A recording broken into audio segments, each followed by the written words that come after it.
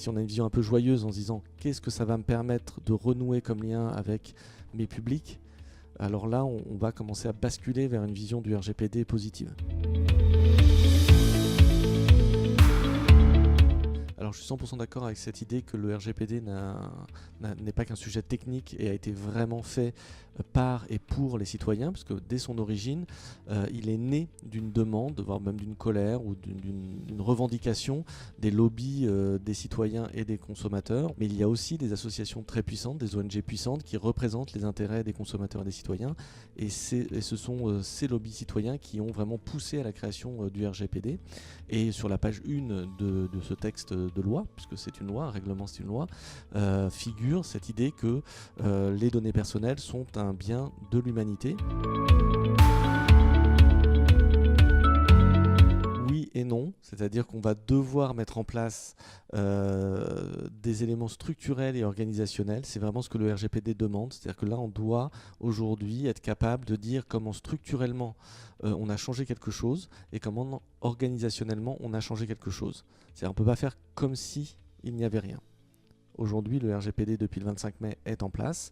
On doit donc avoir des marqueurs forts de cette transformation dans les organisations et dans les structures des entreprises. Donc le Data Protection Officer est un des marqueurs. De plus en plus se développent aussi des offres de DPO à temps partagé. Et si on n'a pas un DPO, il faut que quelqu'un joue ce rôle. Alors la data déontologie, c'est en effet quelque chose qu'on a inventé ici chez Occurrence depuis 7-8 ans, donc bien avant le sujet RGPD. Ça renvoie un peu à votre première question, est-ce que c'est simplement technique le RGPD? Et on vient dire non, surtout pas, ça n'est pas qu'un sujet juridique, ça n'est pas qu'un sujet de conformité, en fait c'est un sujet d'éthique. Et donc l'idée du RGPD, c'est surtout pas juste une checklist bête et méchante de conformité.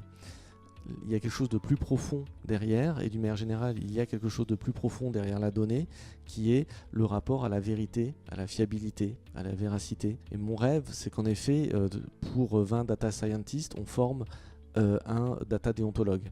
C'est-à-dire une personne qui va être capable de comprendre ce qu'est la donnée, d'où elle vient, comment elle a été construite, est-ce qu'elle est sincère, est-ce qu'elle n'est pas sincère, avant qu'on l'exprime à l'extérieur ou à l'intérieur de l'entreprise. Et ça, c'est certainement un métier de demain, où je pense que la France pourrait être France esprit des Lumières. On a formé de grands philosophes, on a aussi formé de grands mathématiciens. À la rencontre des deux, je pense qu'il y a le data déontologue.